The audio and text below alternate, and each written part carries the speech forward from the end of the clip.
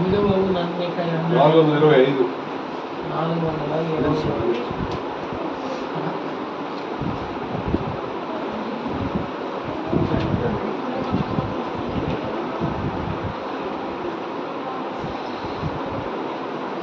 425 347 కొత్త చిన్న పాటల పుస్తకం, పాత చిన్న పాటల పుస్తకం గమనించండి. పాడుకోండి.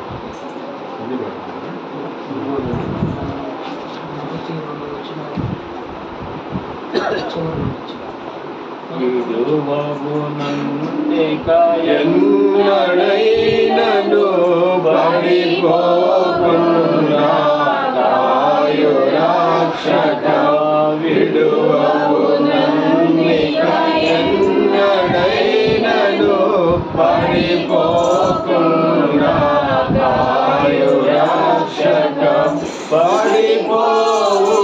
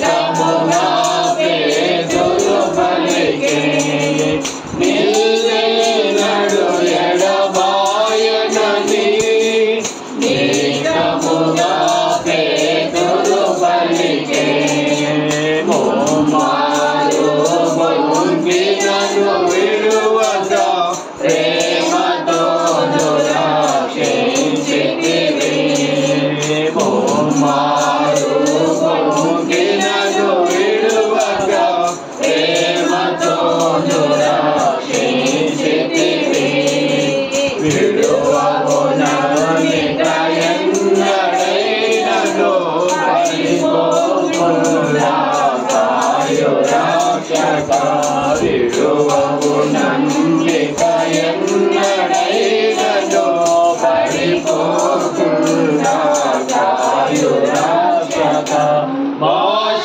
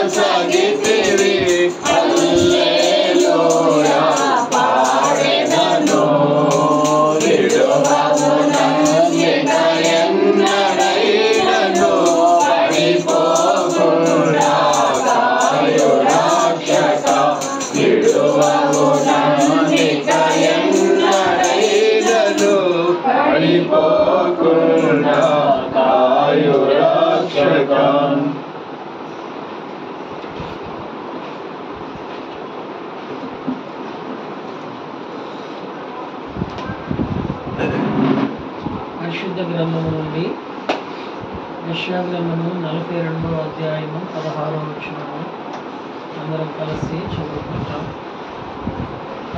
యెషయా గ్రంథము 42వ అధ్యాయము 16వ వచనము అందరం కలిసి చదువుకుంటాం.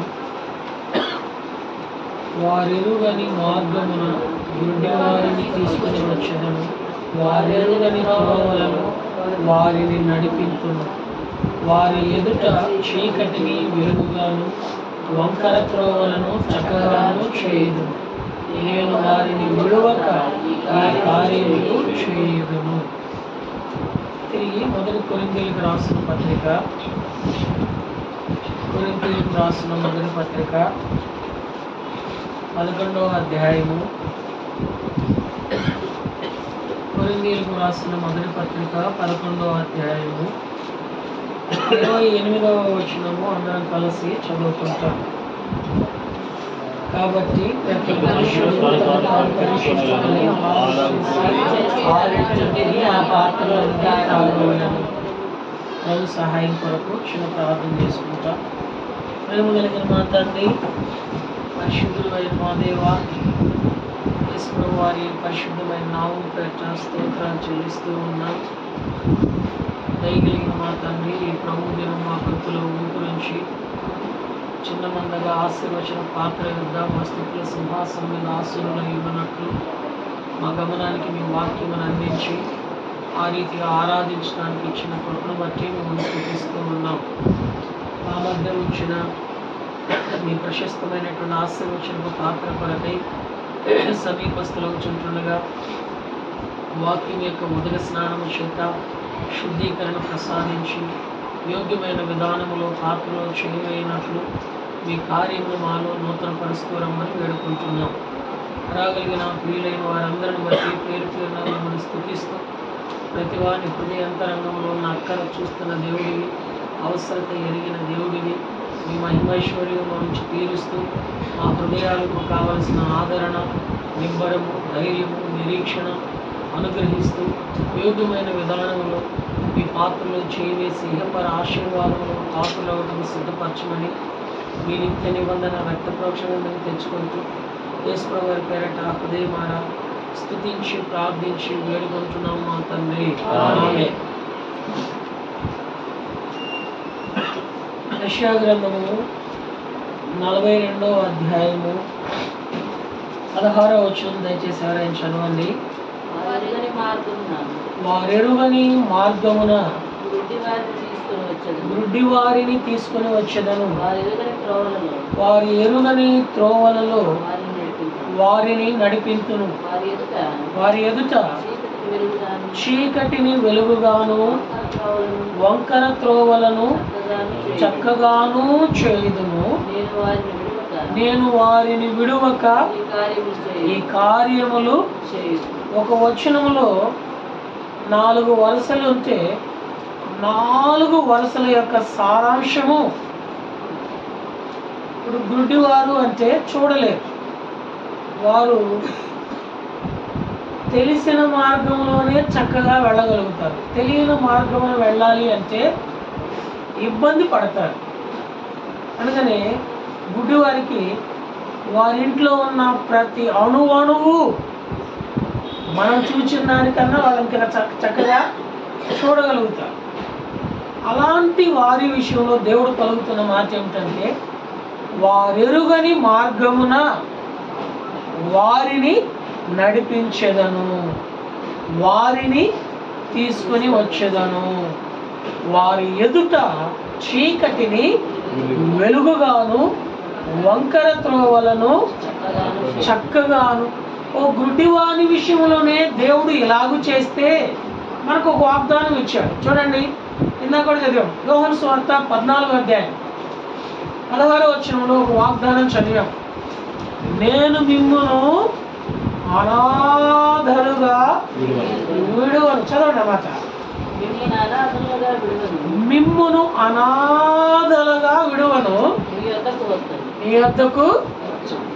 గుడ్డివారికే దేవుడు వారి చీకటిని వెలుగుగా చేస్తే వారెరుగని త్రోవను వారిని తీసుకుని వచ్చి వారిని నడిపించి వారి ఎడల దేవుడు గొప్ప కార్యములు చేస్తే, మరి నేను మిమ్మల్ని అనాథలుగా విడువను, మీ యొద్దకు వచ్చెదను, మీరు నా పిల్లలు, నేను మీ దేవుడను అని వాగ్దానం ఇచ్చిన దేవుడు మరి మన విషయంలో విడిచిపెడతాడు అంటే మనం ఎలా నమ్ముతున్నాము? మనం ఎలా కృంగిపోతున్నాము? ఎందుకంటే మనకున్న పరిస్థితులను బట్టి మనం ఏమనుకుంటున్నామంటే, అయ్యో దేవుడు నన్ను విడిచిపెట్టాడేమో, అయ్యో దేవుడు నన్ను మర్చిపోయాడేమో, అయ్యో దేవునికి నేను అసలు గుర్తున్నానా అనే పరిస్థితిలో మనం ఉంటే, దేవుడు అంటున్నాడు మీరు కన్నులుండి కూడా చూడలేకపోతున్నారు, నేను చూపు లేని వారికే ఏం చేస్తానంటే వారి ఎరుగని త్రోవలో వారిని తీసుకొని వచ్చి నడిపించి వారి ఎడల గొప్ప కార్యములు విడువక చేస్తాను. అలాగైతే దేవుడు ఎవరిని విడిచిపెట్టడు. ఆ దేవునిని నమ్మిన మనము ఏమి విడిచిపెట్టకూడదు. అవి ఒక 5 విషయాలు, ఇవి ఒక 5 విషయాలు మనకున్న సమయ హద్దుబాతుల్లో సమయానుకూలంగా జ్ఞాపకం చేసుకుందాం. మొట్టమొదట దేవుడు ఎవరిని విడిచిపెట్టాడు. నెంబర్ 1, యోబు గ్రంథము 17వ అధ్యాయము 9వ వచనం. యోబు గ్రంథము 17వ అధ్యాయము 9వ వచనం. అయితే నీతిమంతులు తమ మార్గమును విడువక ప్రవర్తించుదురు. దేవుడు ఎవరిని విడిచిపెట్టడయ్యా అంటే నీతిమంతులను. మరి నీతిమంతులు ఎవరు? మనందరికి బాగా గుర్తొస్తుంది కదా, రోమా 3:12లోనా నీతిమంతుడు లేడు, ఒక్కడును లేడు. చదవండి మాట. 3వ అధ్యాయము 11వ వచనం. నీతిమంతుడు లేడు, ఒక్కడును లేడు, గ్రహించువాడెవడును, ఆయనను వెదకువాడెవడును.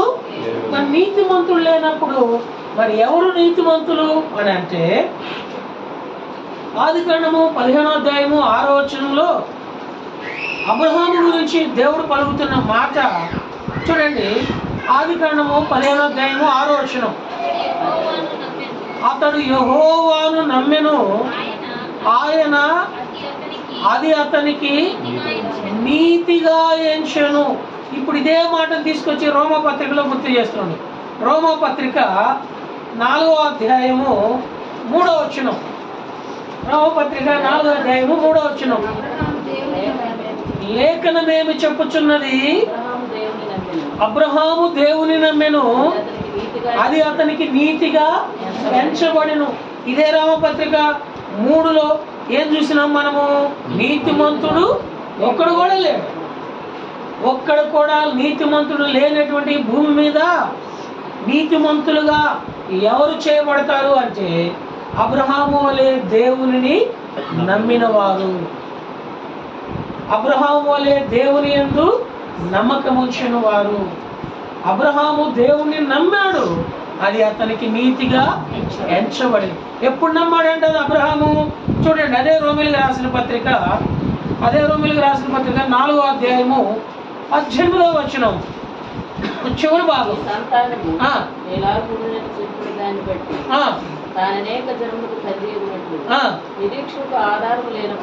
నిరీక్షణకు ఆధారము లేనప్పుడు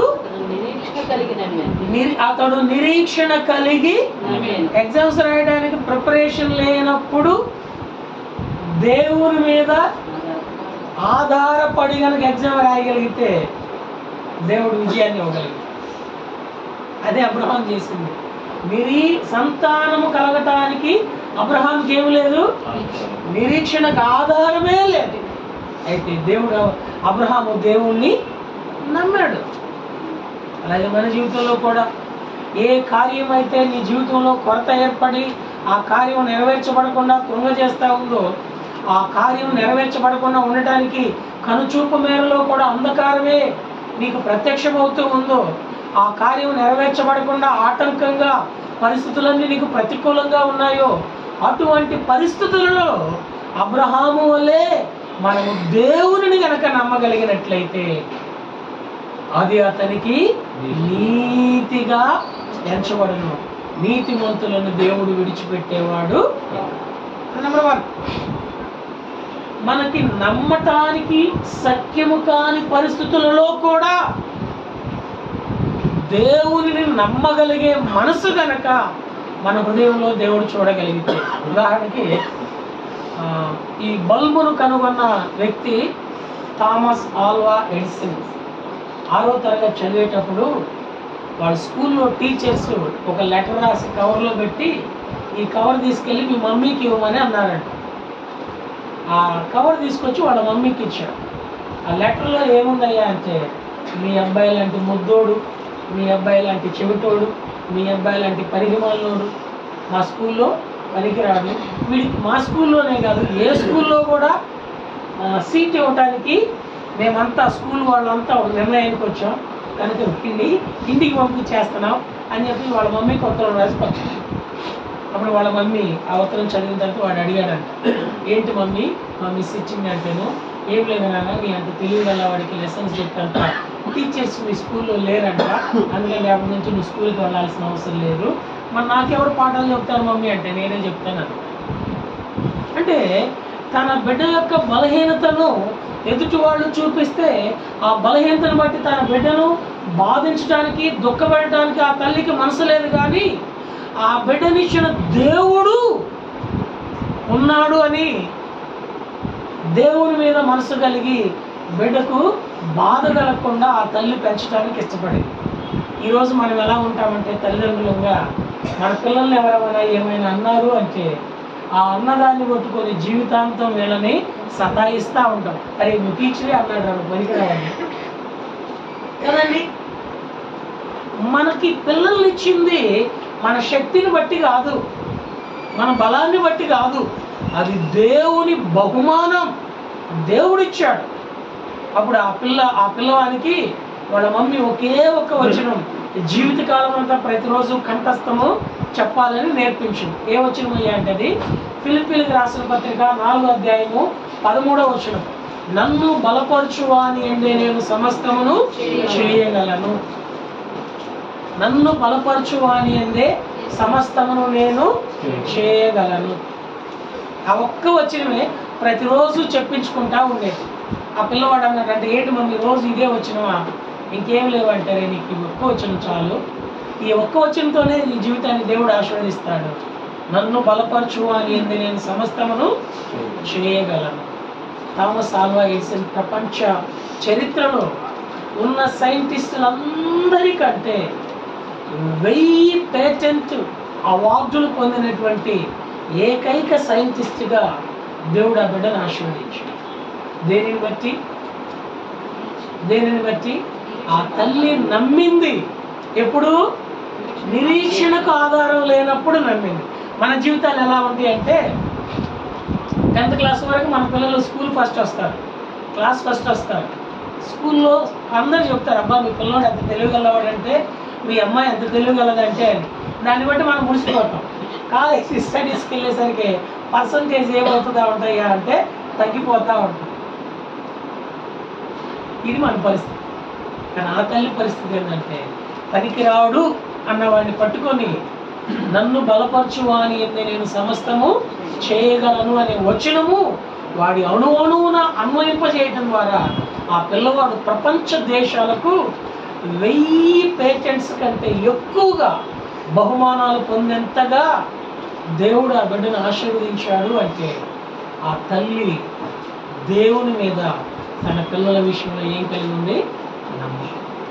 ఇదే నన్ను మనము దేవుడిచ్చిన సంఘం విషయంలో, దేవుడిచ్చిన కుటుంబం విషయంలో, దేవుడిచ్చిన పిల్లల విషయంలో, దేవుడిచ్చిన మన ఆత్మరక్షణ విషయంలో అలాగ అబ్రహాము నమ్మగలిగినట్లయితే ఆ నమ్మకాన్ని బట్టి దేవుడు నిన్ను నన్ను నీతిమంతులుగా చేసి నీతిమంతులను ఆయన విడిచిపెట్టాడు. అదే నెంబర్ 1. నెంబర్ 2, రెండో చూస్తామండి. ఎవరిని విడిచిపెట్టాడయ్యా అంటే ద్వితీయోపదేశకాండము 23వ అధ్యాయం 14వ వచనం. ద్వితీయోపదేశకాండము 23వ అధ్యాయము 14వ వచనం. దేవుడైన యెహోవా నిన్ను విడిపించుటకును నీ శత్రువులను నీకు అప్పగించుటకును నీ పాళెములో సంచరించుకుందును కనుక ఆయన నీలో అసహ్యమైన దేనినైనను చూచి నిన్ను విడువకుండునట్లు నీ పాలము పరిశుద్ధముగా ఉండవలెను. ద్వితీయోపదేశకాండం 23:14 ప్రకారము దేవుడు రెండవదిగా ఎవరిని విడిచిపెట్టడయ్యా అంటే అసహ్యమైనవి లేకుండా పరిశుద్ధమైన జీవితము కలిగిన వారిని విడిచిపెట్టడు. దేవుడు ఎవరిని విడిచిపెడతాడయ్యా అంటే అసహ్యమైనవి చేసే వారిని దేవుడు విడిచిపెడతాడు. కనుక మన జీవితంలో ఏది ఉండకూడదయ్యా అంటే అసహ్యమైనది ఉండకూడదు. అసహ్యమైనది కనుక ఉంటే దేవుడు మనల్ని ఏం చేస్తాడు? మనలే కదా, ఎవరినైనా సరే, భూమి మీద ఎంత పెద్ద కోటేశ్వరుడైనా, ఎంత చిన్న కూటికి లేని వాడైనా సరే,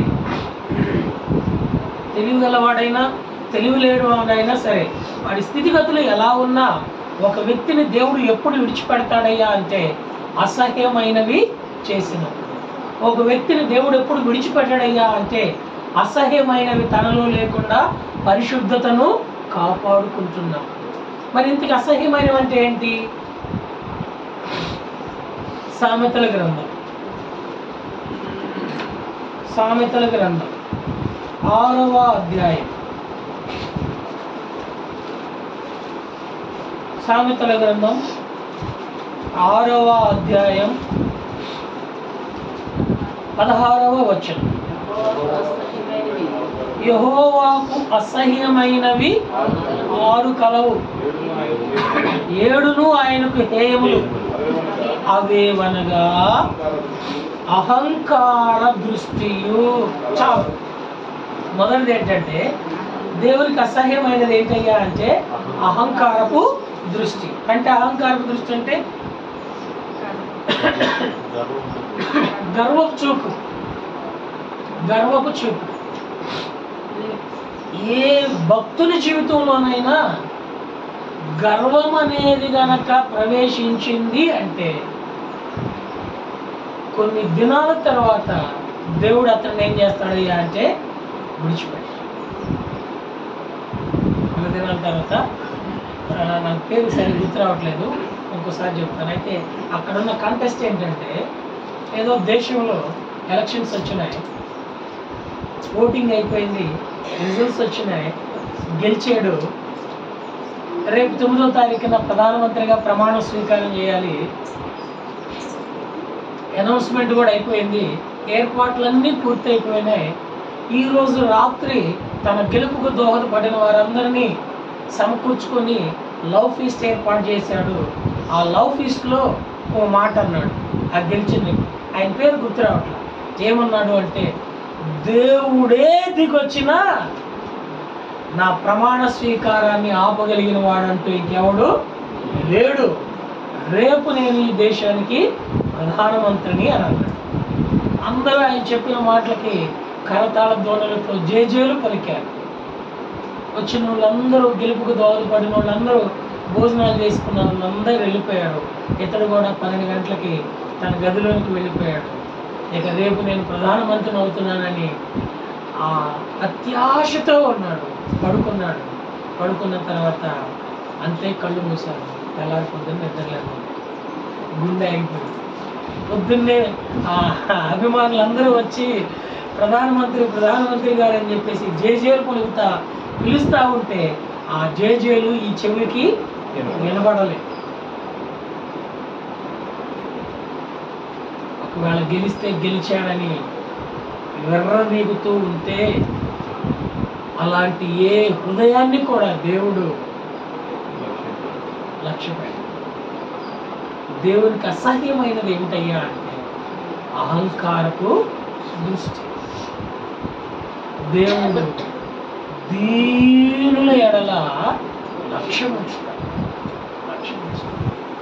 దావీదంత గొప్ప మహారాజైనా దావీదేమంటాడంటే కేవలము నన్ను ఇంత వానిగా చేయటానికి నేను ఏ పాటి వాడను, అది నీ దయ, అది నీ. కనుక దేవుడు అహంకారులంటే అసహ్యం ఆయనకి. అతిశయం అనేది పౌలు గారు అన్నాడు, సిలువ యందు తప్ప మరి దేని యందు నాకు అతిశయము. మన అతిశయం ఎవరయ్యా అంటే ప్రభువైన యేసుక్రీస్తు వారు. నా గర్వాన్ని కూడా దేవుడు బలి అనిచాడు.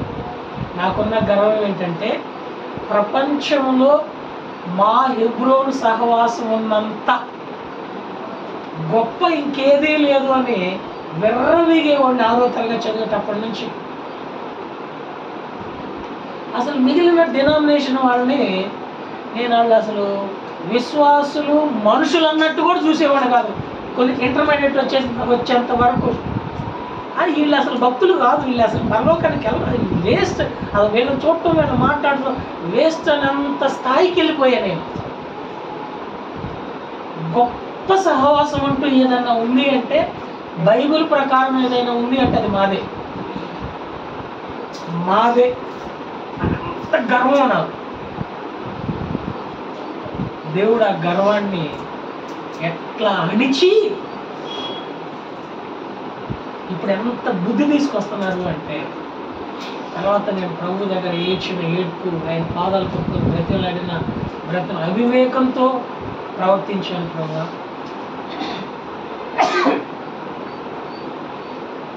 దయతో నన్ను క్షమించండి. ఈ రోజు ఉదయం కూడా ప్రార్థన చేసుకుంటాను, ఈ రోజు వరకు కూడా.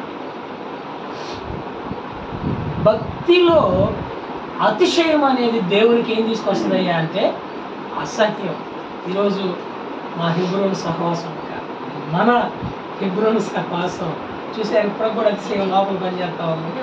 మన హెబ్రోను సహవాసం ఈ పరిస్థితికి వెళ్ళటానికి నాలాంటి దుర్మార్గుడే కారణం, నా దుర్మార్గతే కారణం, నా అహంకారమే కారణం. దేవుడు అహంకారులకు అసహ్యం. ఏ విషయంలో కూడా అహంకారం ఎవరిలో ఉన్నా, ఎంతంటే లూసిఫర్ ప్రధానమైన దేవదూత, దేవుని ఆరాధించడానికి లూసిఫర్ దేవునికి అతి సమీపముగా ఉంటుంది. ఆ లూసిఫర్ హృదయంలో ఏం కలిగిందంటే అతిశయం, నన్ను కూడా ఆరాధిస్తే బాగుండు కదా అని మనసులో. దానికి దేవుడు లూసిఫర్కి ఏం సిద్ధం చేశాడంటే అగ్నిగుండం సిద్ధం చేశాడు. అందుకే నాకు ఆరాధన చేశాడు.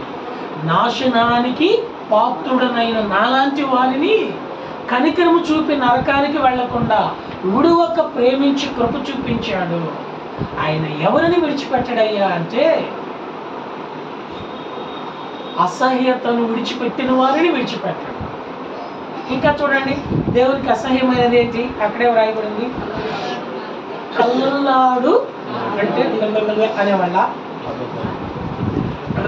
అనేవాళ్ళండి. కళ్ళల్లాడు నాలుగంటే ఏంటి? చాడీలు.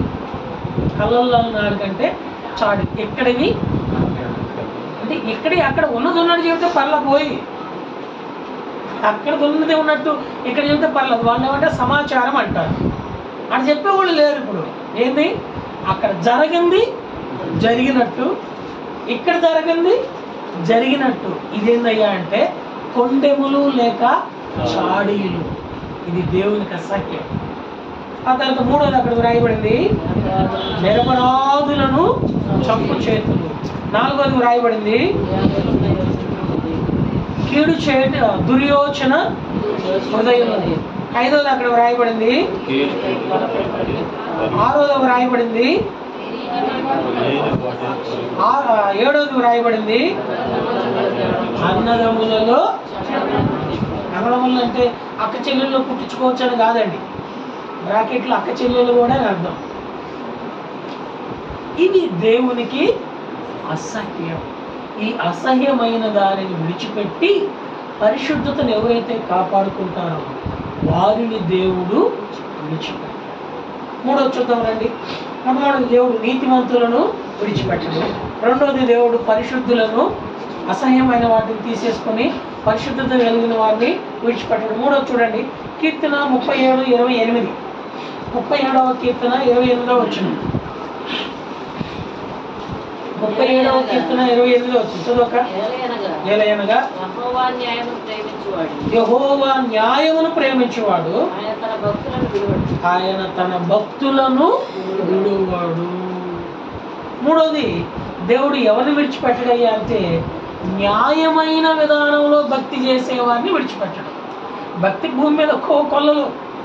ముస్లిం సోదరుల దగ్గరికి వెళ్తే వాళ్ళు భక్తి చేస్తారు, హైందవ సోదరుల దగ్గరికి వెళ్తే వాళ్ళు భక్తి చేస్తారు, నామకార్థ క్రైస్తవుల దగ్గరికి వెళ్తే వాళ్ళు భక్తి చేస్తారు. అందరికీ భూమి మీద పెట్టే పేరు ఏమిటయ్యా అంటే భక్తులే. భక్తులు కాదు దేవుడు విడవంది. ఎవరినయ్యా అంటే న్యాయమైన భక్తి చేసే వాళ్ళను దేవుడు విడిచిపెట్టాడు. మన భక్తిలో ఏముండకూడదయ్యా అంటే అన్యాయం ఉండదు. అన్యాయమైన భక్తి మనం గనక చేస్తే విడిచిపెట్టాలి. న్యాయవంతుడు ఎవరో ఆ న్యాయవంతుని విషయంలో మనం న్యాయమైన భక్తి చేయాలి. చెప్పులు లేకుండా ఎర్ర బట్టలు వేసుకుంటున్నారు కొంతమంది. ఆ మగవాళ్ళే ఆ కాళ్ళకి పట్టీలు పెట్టుకుంటున్నారు, చేతులకి గాజులు వేసుకుంటున్నారు, చెవులకి కమ్మలు పెట్టుకుంటున్నారు.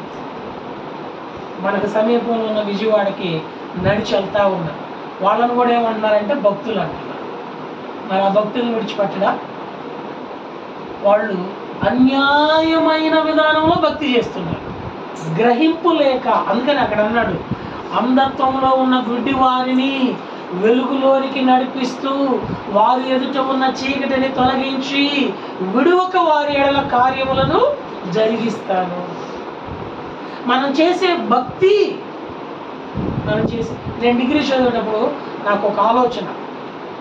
చిన్నప్పటి నుంచి మా మమ్మీ మందిరానికి తీసుకెళ్తుంది, యేసు ప్రభు దేవుడు అని నమ్మాను.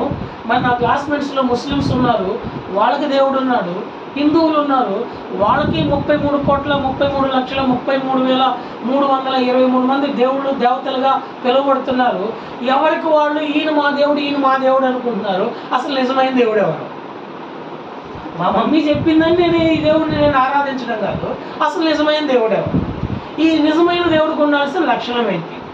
ఇది తెలుసుకొని ఆ న్యాయమైన దేవుని దగ్గరికి, ఆ నిజమైన దేవుని దగ్గరికి ఎవరైతే వచ్చి భక్తి చేస్తారో ఆ భక్తులను దేవుడు విడిచిపెట్టాడు. అందుకే నేను రామాయణం చదివిన, భారతం చదివిన, ఖురాన్ తెలుగులో చదివిన, బైబిల్ చదివిన, ఉపనిషత్తులు చదివిన, వేదాలు చదివిన, బైబిల్ చదివిన, వీటిలో సత్యం గ్రహించిన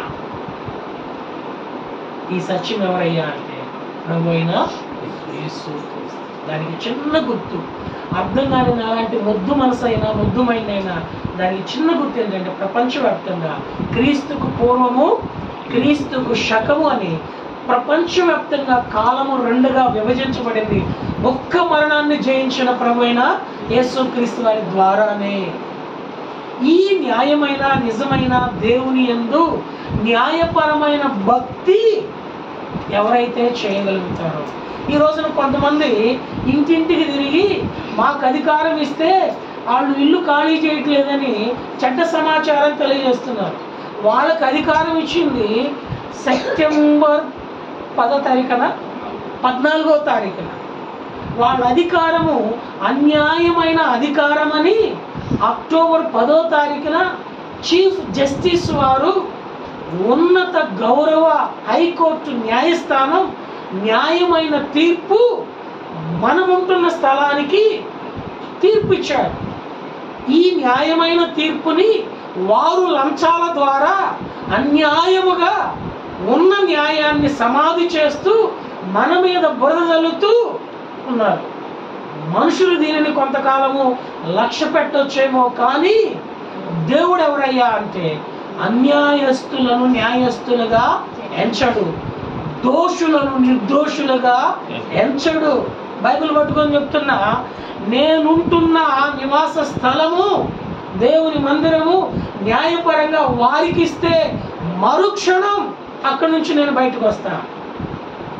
న్యాయపరంగా దేవుడు అనుమతించాడు గనుక అక్కడ ఉండగలుగుతున్నా. కానీ విశ్వాసుల యొక్క మనోభావాలను దెబ్బతీస్తూ, చెడ్డ సమాచారాలు చారవేస్తూ, ఆత్మీయుల యొక్క ఆత్మీయతను కొల్లగొడుతున్న వారు ఎవరయ్యా అంటే దేవునికి అసహ్యులు. ఈ అసహ్యమైన విధానంలో భక్తి చేస్తే అలాంటి అన్యాయపు భక్తులను దేవుడు ఏం చేస్తాడయ్యా అంటే విడిచిపెడతాడు. ఎంత బతికి ఇంతగా దేవుని సేవిస్తూ ఆరాధిస్తూ నరకానికి వెళ్ళడానికి కాదు మన సేవ, మన భక్తి, మన ఆత్మీయత. మన గురి గమ్యం ఎక్కడికి వెళ్ళాలయ్యా అంటే పరలోకానికి వెళ్ళాలి. పరలోకానికి వెళ్ళటానికి దావీదు లాంటి భక్తుడిని అంతఃపురంలో ఉంచాడు, అవసరాన్ని బట్టి అదుల్లాము గృహలో ఉంచాడు. ఈ రోజు ఏదో పెద్ద స్థానంలో ఉన్నానని అతిశయం కాదు. దేవుడు ఏ సమయంలో ఏ స్థలంలో ఉంచితే ఆ స్థలంలో, ఏ పరిశుద్ధుల దగ్గర పరిచర్య చేయమని అనుమతింపజేస్తే ఆ పరిచర్యలో తగ్గించుకోవటానికి, ఎందుకంటే పౌలు గారు నేర్పుతూ వచ్చాడు, కలిమి ఎరుగుదును లేమి ఎరుగుదును, కష్టం ఎరుగుదును సుఖము ఎరుగుదును. సోదరి సోదరా, దేవుడు మనలను విడిచిపెట్టకుండా ఉండాలి అంటే న్యాయమైన భక్తి. ఈ న్యాయమైన భక్తికి సహకరిస్తున్న భక్తులను కూడా కొంతమంది అన్యాయంగా చెరుపు చేస్తా ఉన్నారు. మనం గ్రహించుకోవాలి. షునేమి గారు అంటది కదా, మన యొద్దకు వచ్చుచూ పోవచ్చున్నవాడు ఎవరంట? షునేమి రాళ్ళ ఇంటికి ఎంతమంది వెళ్ళారు? కెల్సుబక్క ఎలీషా వెళ్ళాడు, ఎలీషా దగ్గర తరఫీదులో ఉన్న చిన్నోడైనా గెహాజీ వెళ్ళాడు. కానీ షునేమి రాళ్ళ ఎంతమంది గురించి చెబుతుంది? వచ్చుచూ పోవచ్చున్నవారు అన్నదా, వచ్చుచూ పోవచ్చున్నవాడు అన్నదా? అంటే ఇంకొకడు ఎవడు? ఈ గ్రహింపు ప్రతి విశ్వాసికి ఉండాలి. ఈ గ్రహింపులోనికి మనం రాగలిగితేనే న్యాయమైన దేవుని దృష్టికి భక్తి చేయగలుగుతున్నామా లేదా అనేది మనం ఎరగగలుగుతాం. ముగ్గురిని దేవుడు విడిచిపెట్టడం చూసాం. మొట్టమొదటిది నీతిమంతులను దేవుడు విడిచిపెట్టడు. రెండవది అసహ్యమైన వాటిని విడిచిపెట్టి పరిశుద్ధత కలిగిన వారిని విడిచిపెట్టడు. మూడవది న్యాయపరముగా భక్తి చేస్తున్న వారిని విడిచిపెట్టడు. నాలుగవ చూడండి, కీర్తన 9:10 యెహోవా నిన్ను ఆశ్రయించిన వారిని నీవు విడిచిపెట్టు వాడవు కావు. నాలుగోది ఎవరిని విడిచిపెట్టడయ్యా అంటే దేవుడు ఆయనను ఆశ్రయించే వారిని. ఆయనను ఆశ్రయించడానికి ఎక్కువ ఎవరికి ఎలాంటి వారికి మనసు వస్తుందంటే మళ్ళీ అది వేరే టాపిక్ అవుతుంది. కానీ అర్థం కావటానికి 46వ కీర్తన 1వ వచనంలో రాయబడింది, ఆపత్కాలములలో ఆయన నమ్ముకొనదగిన సహాయకుడు నీవు నాకు. నచ్చదు? 46వ కీర్తన 1వ వచనం, దేవుడు మనకు ఆశ్రయమును దుర్గమునై ఉన్నాడు, ఆపత్కాలములలో నమ్ముకొనదగిన. దేవుణ్ణి ఆశ్రయించేవారు ఎవరయ్యా అంటే వారి ఆత్మీయ జీవిత యాత్రలో ఆపదలు సంభవిస్తాయేమో, సంభవించినయేమో అని అనుక్షణము ఆయనను ఆశ్రయించేవారు. కాబట్టి నాలుగోది ఆయన ఆశ్రయించిన వారిని విడిచిపెట్టారు. ఆశ్రయించడం అంటే ఎక్కడ ఆశ్రయించాలా? భౌతికంగా కనబడే 4 గోడలు మందిరంగా పిలువబడే స్థలంలోనే ఆశ్రయించాలా? ఎక్కడైనా ఆశ్రయించవచ్చా? చెప్పాలండి, ఎక్కడైనా ఆశ్రయించవచ్చా? లేకపోతే భౌతికంగా కనబడే 4 గోడల మధ్య ఆశ్రయించాలా? ఈరోజు ఎంత అవివేకంగా ఉంటున్నారో తెలుసా జనాలు. పాకిస్తాన్లో ఇప్పటికీ మన హెబ్రోను సహవాసం ద్వారా 550 స్థలాలలో ఆరాధన జరుగుతుంది. ఆదివారం కాదు, శుక్రవారం. శుక్రవారం పురుషులందరూ మసీదులోనికి వెళితే అక్కడ ఉన్నటువంటి విశ్వాస గృహాలకు సంబంధించిన సహోదరులు వారి పురుషులు వెళ్ళిపోయిన తర్వాత రహస్యముగా 550 స్థలాలలో ఆరాధనకు చేరి వచ్చి ప్రభువుని ఆరాధిస్తున్నారు. వాళ్ళకి మందిరాలు లేవు. అలాగనే మన భారతదేశంలోనే బొంబాయి ప్రాంతంలో మహారాష్ట్రలో మందిరాలు ఎక్కువ లేవు. మనకులాగా బహిరంగంగా గోడలకు వాక్యాలు రాసుకొని మందిరంలో ఆరాధన చేసే పరిస్థితులు లేవు. రహస్యముగా మన మధ్య వాట్సాప్లో చాలా పోస్టులు వస్తూ వచ్చినాయి. ఢిల్లీలో ఒక ఇంటిలో ఆరాధన కొరకు చేరి వస్తున్న వారిని ఆర్ఎస్ఎస్ వాళ్ళు ఏం చేశారు అంటే ఇంతలా రాడులు తీసుకుని వెళ్ళి యవనస్తులు చిన్నపిల్లలని చూడకుండా, వృద్ధాప్యంలో ఉన్న వారిని చూడకుండా లోపల ప్రవేశించి సేవకులని విశ్వాసులను గుళ్ళగొట్టారు. వాళ్ళు ఎక్కడ ఆశ్రయించారు? రహస్య స్థలములో, వారికున్న ప్రతికూల పరిస్థితుల్లో, ఓ గృహములో, ఓ విశ్వాసి గృహములో. మనకి స్వేచ్ఛ ఉంది. మన మధ్యకి ఈ మధ్య కర్నూలు ప్రసాదరావు గారు, బెంగళూరు నుంచి సుధీరేనా ఓ బ్రదర్ వచ్చారు. ఏం పేరన్నా? సుధీర్ అన్న వచ్చాడు. ఆయన చెప్పాడు, బెంగళూరులో జాబ్ చేస్తూ ఉంటాడు, మీకు ఇక్కడ చాలా స్వేచ్ఛ ఉంది, 500-600 మంది గ్యాదర్ అవుతున్నారు, మాకు అక్కడ స్వేచ్ఛ లేదు, 20-30 మంది ఒక చోట కూర్చొని ప్రార్థన చేసుకోవడానికి ప్రాణాలు గుప్పెట్లో పెట్టుకోవాలి అని అన్నాడు. ముంబైలో మా తమ్ముడు కొంతకాలం, దాదాపు 3.5 సంవత్సరం 35 కిలోమీటర్ల దూరం వెళ్ళి ఓ విశ్వాసి గృహంలో అండర్ గ్రౌండ్ ఏర్పాటు చేసుకుంటే అందులో ఆరాధనకు గ్యాదర్ అయ్యేవాడు. మరి వాళ్ళకి భౌతికంగా మందిరం లేదు, దేవుని వాళ్ళు ఆశ్రయించిన వారా కాదా, ఆరాధించిన వారా కాదా? మందిరం అవసరమే. అలాగని మందిరమే మనకు విగ్రహంగా మారకూడదు. నీవు ప్రభువుని ఆశ్రయించుటలో నీ మనసు ఇంటిలో ఉన్నా, మందిరంలో ఉన్నా, వ్యవసాయంలో ఉన్నా, వ్యాపారంలో ఉన్నా, చదువులో ఉన్నా, ఉద్యోగంలో ఉన్నా, ప్రతికూల పరిస్థితుల్లో ఉన్నా, నీ మనసు ప్రభువుని ఆశ్రయించే విధానాన్ని బట్టి దేవుడు నిన్నేం చేయడు, విడిచిపెట్టాడు.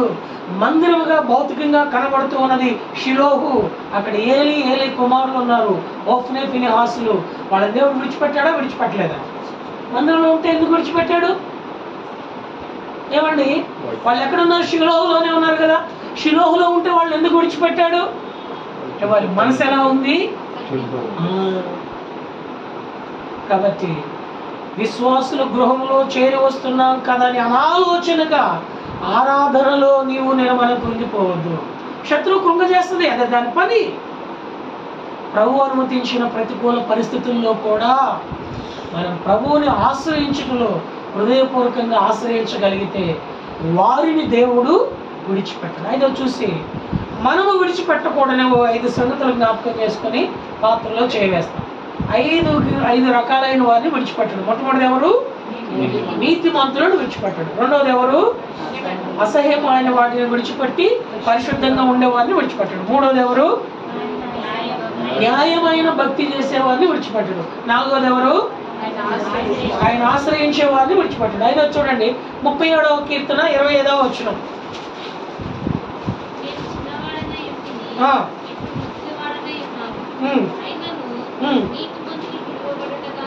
నీతిమంతులు విడువబడుట గాని, వారి సంతానము భిక్షమెత్తుడు గాని నేను చూచి ఉండలేదు. మళ్ళా చదవమ్మా.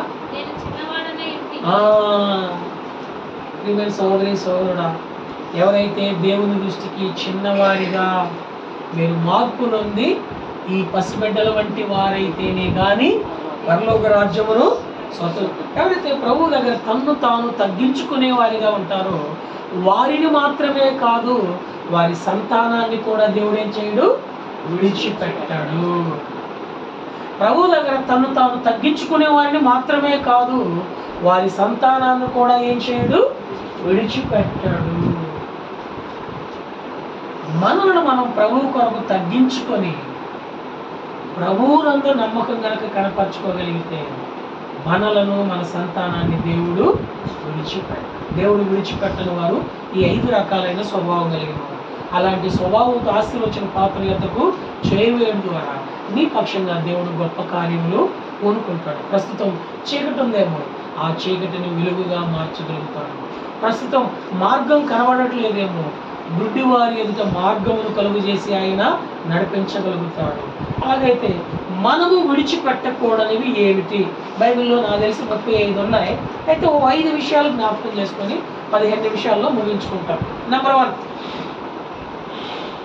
ఇర్మియా గ్రంథము మనము విడిచిపెట్టకూడనివి. ఇర్మియా గ్రంథము 1వ అధ్యాయం 16వ వచనం. ఇర్మియా గ్రంథము 1వ అధ్యాయం 16వ వచనం. నన్ను విడిచి అన్య దేవతలకు ధూపము వేసి తమ చేతులు రూపించిన వాటిని నమస్కరించుటయును తమ చెడుతనమంతటిని బట్టి నేను వారిని గూర్చి మనం విడిచిపెట్టకూడదు ఏంటయ్యా అంటే, ఇంక ఈ మాట మనకు అర్థం కావడానికి 2వ అధ్యాయము 13వ వచనం, ఇర్మియా గ్రంథం 2వ అధ్యాయము 13వ వచనం. నా జనులు 2 నేరములు చేసి ఉన్నారు, జీవజలముల ఊటనైన నన్ను విడిచి ఉన్నారు, తమ కొరకు తొట్లను అనగా బద్దలై నీళ్లు నిలువని తొట్లను తొలిపించుకొని ఉన్నారు. చాలు. మనం విడిచిపెట్టకూడని 2 వచనాలను బట్టి ఏమిటయ్యా అంటే దేవుడిని మనం విడిచిపెట్టకూడదు. 1:16, 2:13 ఇర్మియా గ్రంథం. మనం దేనిని విడిచిపెట్టకూడదయ్యా అంటే మొదట దేవుడిని విడిచిపెట్ట, జీవజలపు ఓట అయిన ఆయనను విడిచిపెట్టి తొట్లలో నీళ్లు నిలవనటువంటి తొట్లను తొలిపించుకున్న మాదిరిగా మనం ఏం చేస్తున్నామంటే తమ చేతులతో నిర్మించుకున్న వాటిని ఏం చేస్తున్నాము? పూజిస్తున్నాం. ఇదేనా ప్రతి వాని చేతిలో బైబిల్ కనబడుతుందో లేదో తెలియదు కానీ ఏం కనబడుతుందండి? మొబైల్ కనబడుతుంది.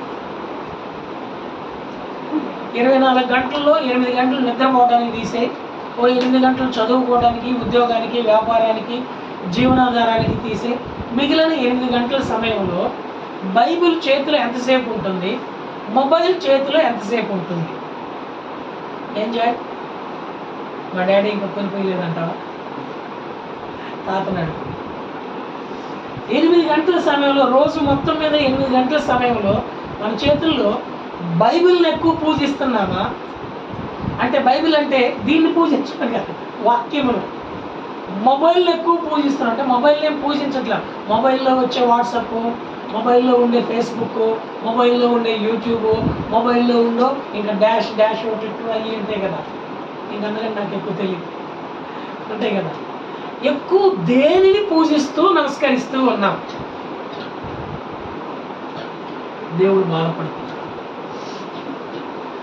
నన్ను విడచి, ఎవరంట ఆయన?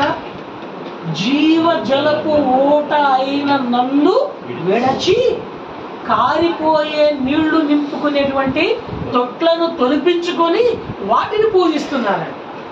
కనుక మన జీవిత కాలంలో అనుకూల పరిస్థితుల్లో, ప్రతికూల పరిస్థితుల్లో, ఆశ్చర్యకరమైన వెలుగులో ఉన్నా, అంధకారంలో ఉన్నా, ఐశ్వర్యంలో ఉన్నా, లేమిలో ఉన్నా, కష్టములో ఉన్నా, సుఖములో ఉన్నా, ఉద్యోగంలో ఉన్నా, ఉద్యోగం లేకున్నా, పెళ్ళై ఉన్నా, పెళ్ళి కాకున్నా, పిల్లలై ఉన్నా, పిల్లలు కాకుండా ఉన్నా, పిల్లల గురించి భవిష్యత్తు సెటిల్ అయి ఉన్నా, సెటిల్ కాకపోయి ఉన్నా, పరిస్థితులు ఎలా ఉన్నా ఎవరిని విడిచిపెట్టకూడదు? మనం ఎవరిని విడిచిపెట్టకూడదు?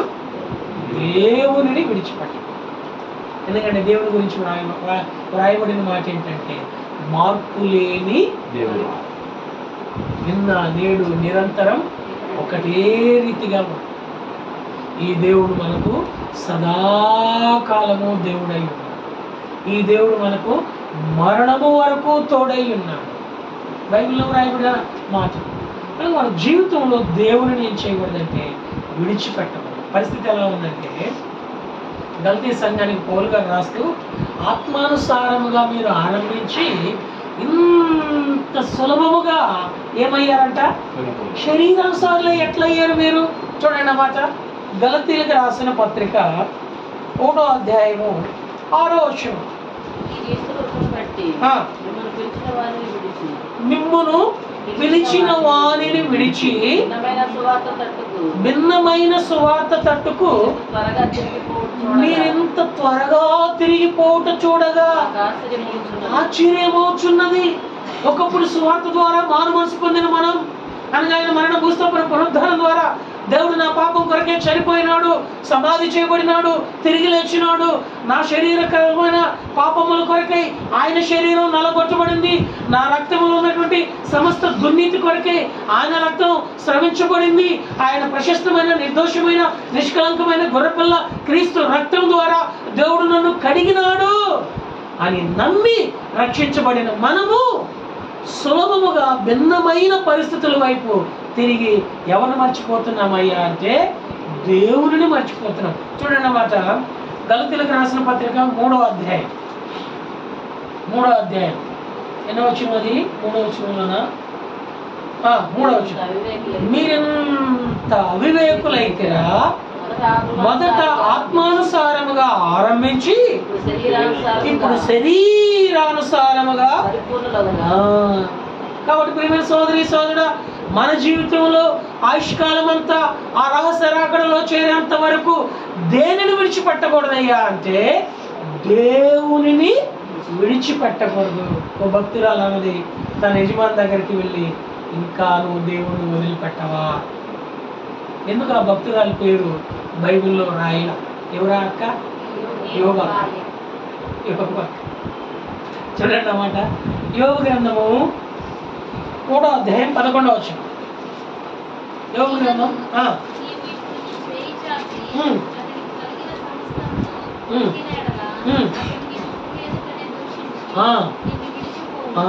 సాతాను దేవునితో పందెం కాసింది. ఏమని?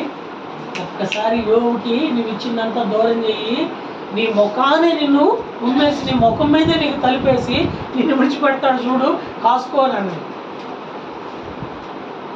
ఇప్పుడు 2వ అధ్యాయం 5వ వచనం. యోగ గ్రంథం 2వ అధ్యాయం 5వ వచనం. ఇంకొకసారి నీవు చేయి చాపి మొత్తిన ఎడల అతడు నీ ముఖము ఎదుటనే దూషించి నిన్ను విడిచిపోవును. 2వసారి కూడా ఇదే మాట. అతనికి కలిగినంత విపత్తు నాకు తెలిసి క్రైస్తవ చరిత్రలో మరి ఇంకే ఆత్మీయునికి భక్తునికి కలగదు. అయితే భార్య వచ్చి అంటుంది చూడండి 9వ వచనం. అతని భార్య వచ్చి, నీవు ఇంకనూ యథార్థతను వదలకయుందువా. చూడండి చూడండి ఆ మాట గమనించండి. ఏమంటుంది? దేవునిని దూషించి. అంటే అంత జరిగినా కానీ యోబన్న దేవుని ఏం చేయలేదు? దూషించలేదు, విడిచిపెట్టలేదు. మనకు జలుబు చేస్తే ఏం చేస్తాం? ఏం దేవుడు, మాయదారి దేవుడు, ఆదివారం ఆరాధన చేయకుండా ముక్కుకు జలుబు పట్టించాడు, దేవుడు అనేవాడు ఉంటే అన్నవాళ్ళు ఎంతమంది? మనలో కూడా ఆ సమయాలు ఎన్ని లేవు. సమస్తము యోబుకి దూరమైన యోబు దేవుని విడిచిపెట్టలేదు, దేవుణ్ణి దూషించలేదు. ప్రియమైన సోదరి సోదరుడా, మన జీవితంలో ఆయుష్కాలం అంతా నిత్యత్వం చేరేంత వరకు దేవుని మనము విడిచిపెట్టకూడదు. కుమార్ చూడండి, హెబ్రీయులకు రాసిన పత్రిక 3వ అధ్యాయం 12వ వచనం. హెబ్రీయులకు రాసిన పత్రిక 3వ అధ్యాయము, సహోదరులారా జీవము గల దేవునిని విడిచిపోవునట్టి విశ్వాసము లేని దేవుని విడిచిపెట్టే వాళ్ళకి ఇవ్వబడినటువంటి మంచి బిరుదు, విశ్వాసులకి మంచి బిరుదు. ఎలాంటి బిరుదు అంటే అది దుష్ట హృదయం. ఎవరయ్యా దేవుని విడిచిపెట్టేది అంటే విశ్వాసము లేని దుష్ట హృదయం.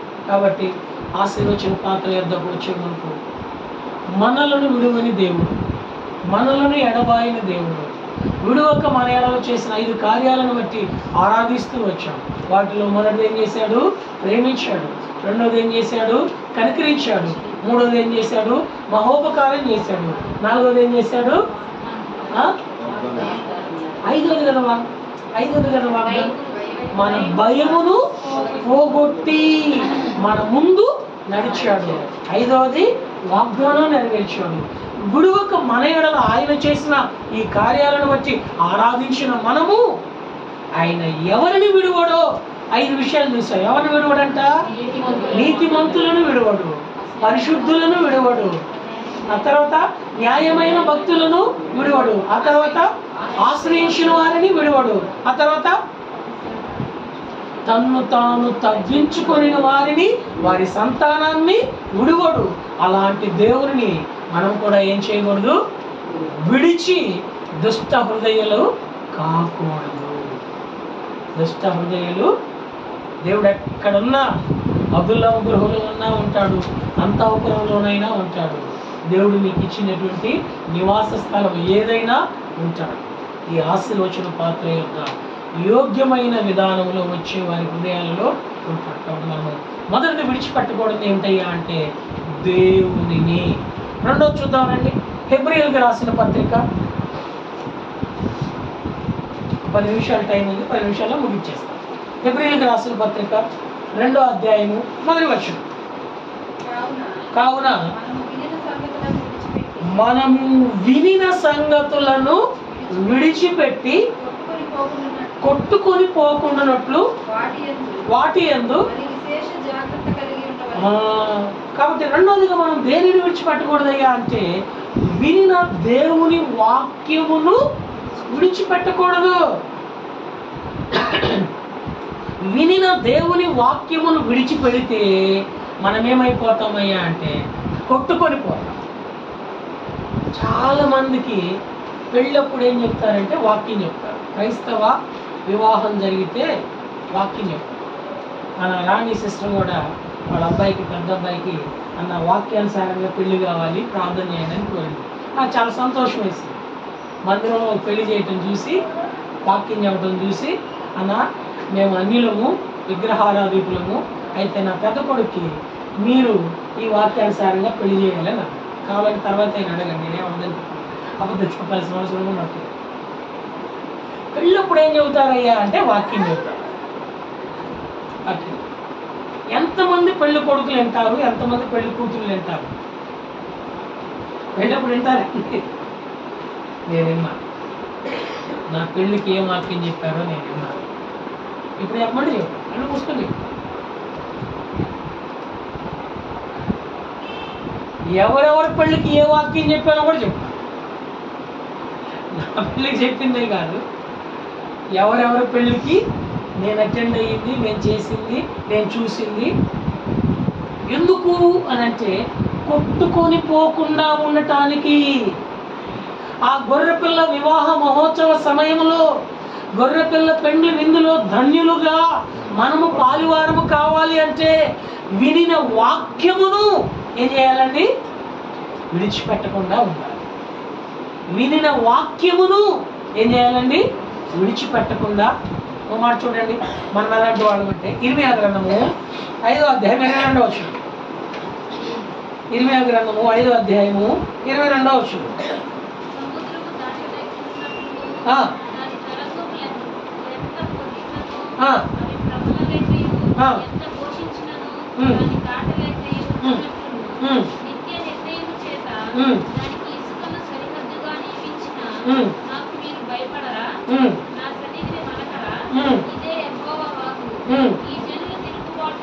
ఈ జనులు తిరుగుబాటును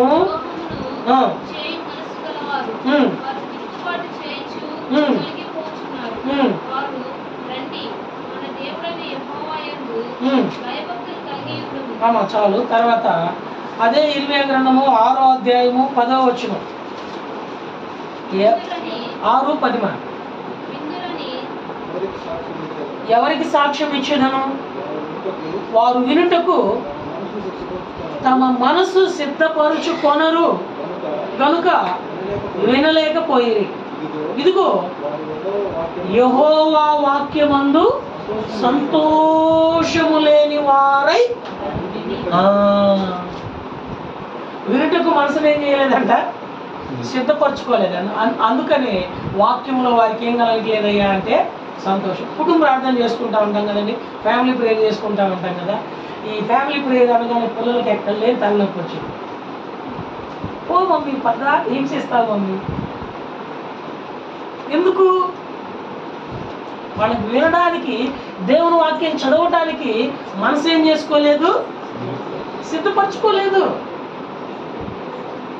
సారీ సోదరా, మనము గాలికి కొట్టుకొని పోకుండా ఉండునట్లు వినిన వాక్యమును విడిచిపెట్టకుండా ఉండాలి. అది రెండో. మూడో చూద్దాం రండి, హెబ్రీయులకు రాసిన పత్రిక 10వ అధ్యాయము 35వ వచనం. కాబట్టి మీ ధైర్యమును విడిచిపెట్టకుడి, దాని ప్రతిఫలముగా. మనం ఎవరమైనా అంటే బైబిల్లో వ్రాయబడింది, బైబిల్ పండితులు చెప్పారు, భయపడకము అనే మాట అంతా 365 సార్లు ఉందంట. నేను అది లెక్క పెడదామని చాలాసార్లు ప్రయత్నం చేస్తూ వచ్చాను. మధ్యలో వచ్చేసరికి ఏదో పని ఆగిపోయి పని పడతా పూర్తిగా లెక్క పెట్టలేకపోయా. అయితే ప్రార్థన చేసుకుంటున్నాను, లెక్క పెట్టలేదు. కానీ సేవకులు చెప్పగా విన్నాను, నాకు ఆత్మీయంగా పెంచిన వారు 365 సార్లు భయపడొద్దు అని వాగ్దానం ఉందంటే 365 సార్లు మనం ఏమవుతున్నామని అర్థం? భయపడుతున్నామంటే ఏం కోల్పోతున్నామని అర్థం? ధైర్యం కోల్పో. అందుకని ప్రభు అంటున్నాడు, ధైర్యమును విడిచిపెట్టవద్దు. దేవుడు నీకు ఇచ్చినటువంటి విశ్వాస జీవిత యాత్రలో, కుటుంబ జీవిత యాత్రలో, ఆత్మీయ జీవిత యాత్రలో, చదువులో, ఉద్యోగంలో, వ్యాపారంలో నిన్ను కృంగజేస్తూ భయానికి గురి చేస్తున్న పరిస్థితులలో నేను మనం ఏం విడిచిపెట్టకూడదయ్యా అంటే ధైర్యాన్ని. సిక్లగ్లో దావీదుని రాళ్లతో కొట్టి చంపాలనుకున్నారు. 6వ వచనంలో దావీదు ఎట్లా ఉన్నాడంటే మిక్కిలి దుఃఖాక్రాంతుడై ఏడవలేనంత శక్తిని కోల్పోయాడు.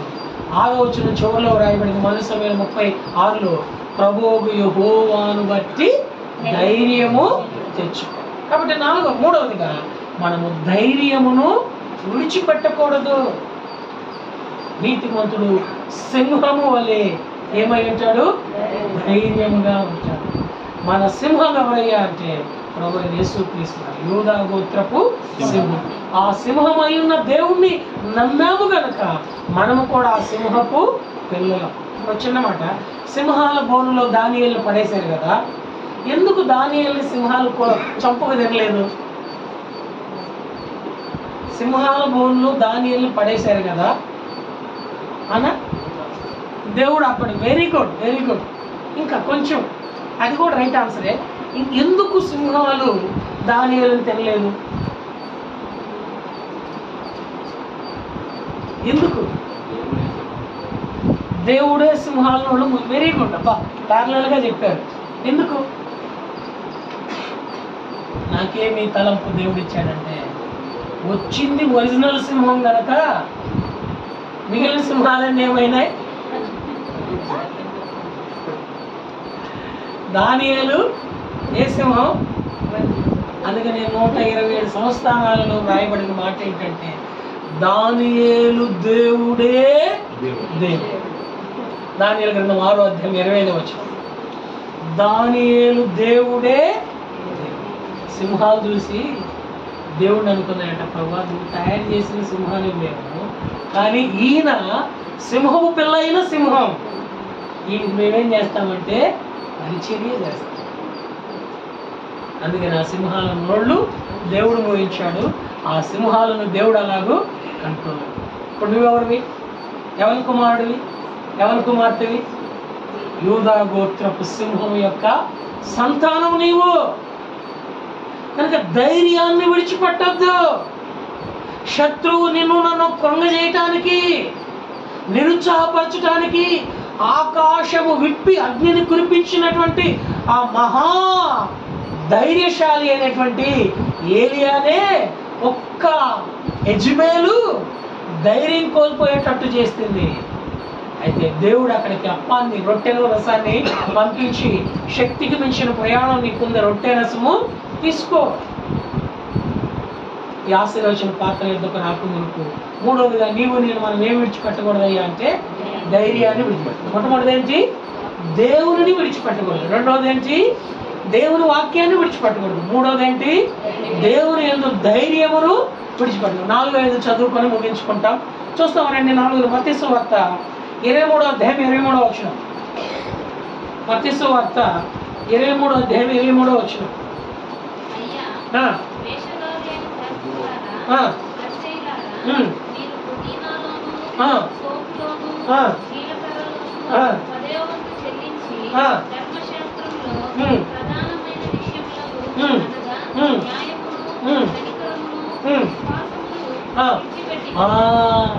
ఈ శాస్త్రులు పరిశీలు ఎలాంటి వాళ్ళు అంటే పుదీనా, ఆ తర్వాత సోపు, ఆ తర్వాత జీలకర్ర.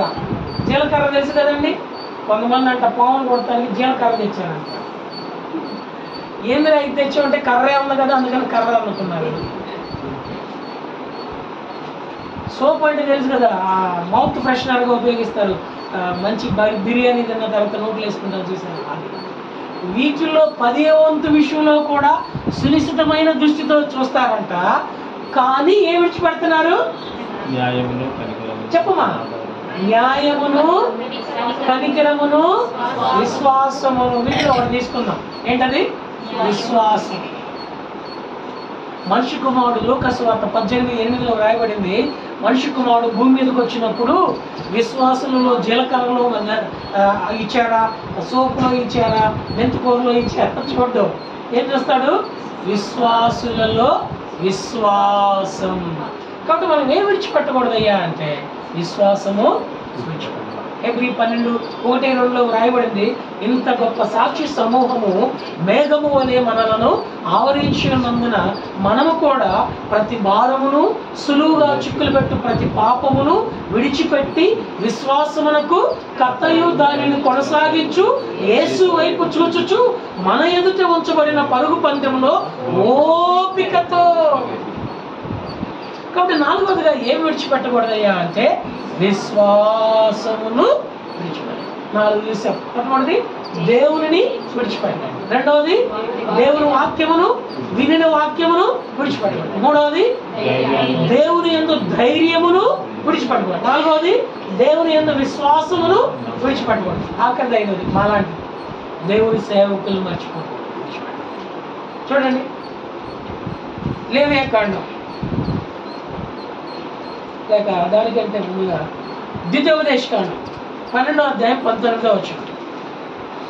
ద్వితీయోపదేశకాండము 12వ అధ్యాయము 19వ వచనం.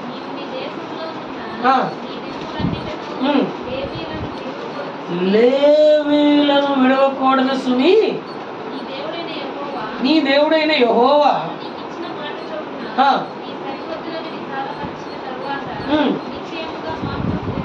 చాలా చాలా ద్వితీయోపదేశకాండము 12వ అధ్యాయము 19వ వచనం ప్రకారము మన మధ్య మన ఆత్మలకు సేవ చేస్తున్నటువంటి ఆ దినాల్లోనేమో లేవీయులు, అది ఈ కొత్త నిబంధన కాలంలో మనకు అర్థం అవడానికి ఎవరయ్యా అంటే సేవకులు.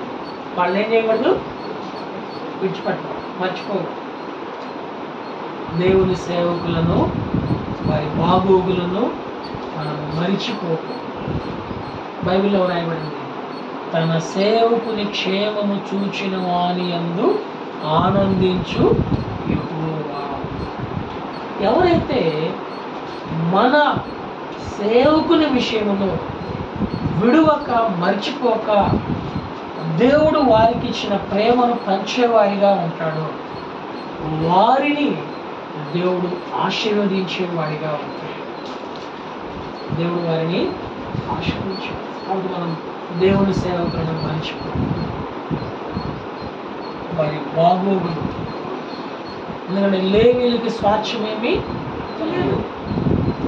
సేవకులు కూడా మనం మిగిలిన వాళ్ళకి మాదిరిగా ఉద్యోగాలు ఏమీ చేయరు. సంపూర్ణంగా దేవుని సేవలు, దేవుని మీద ఆధారపడాలి. మన జీవితంలో దేవుని సేవకులు ఏం చేయబడాలండి?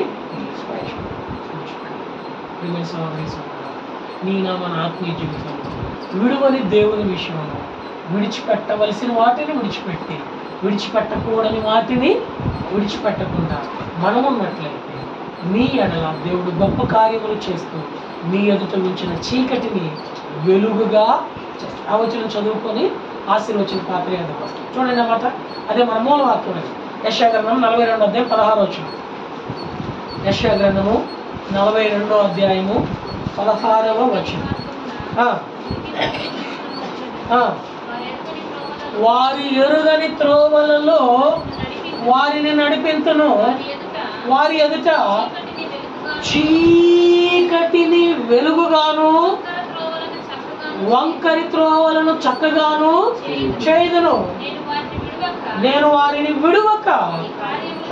కాబట్టి ప్రియమైన సోదరి సోదరుడా, ఈ దేవుని విషయంలో మనం విడువని 5 విషయాలు కలిగి ఉండడం ద్వారా అలాంటి వారిని దేవుడు విడిచిపెట్టకుండా వారి ఎడల దేవుడు గొప్ప కార్యములు, ఆశ్చర్యకరమైన కార్యములు, ఆశీర్వాదకరమైన కార్యములు, దేవుని యొద్ద నిర్ణయకాల సమయంలో బహుమానం పొందే కార్యములు చేయాలి. కాబట్టి ఈ విషయాల్లో మనం ఎలాగున్నామో ఆత్మ పరిశీలన చేసుకుని మోకరించి యోగ్యముగా శుద్ధీకరణ హృదయంతో పాత్రలో చేయవేయ మాత్రం ప్రేమ కలిగిన మా తండ్రి, పరిశుద్ధుడు అయిన మా దేవ, యేసు ప్రభు వారి పరిశుద్ధమైన నామం పేరిట స్తోత్రాలు చెల్లిస్తూ ఉన్నాం.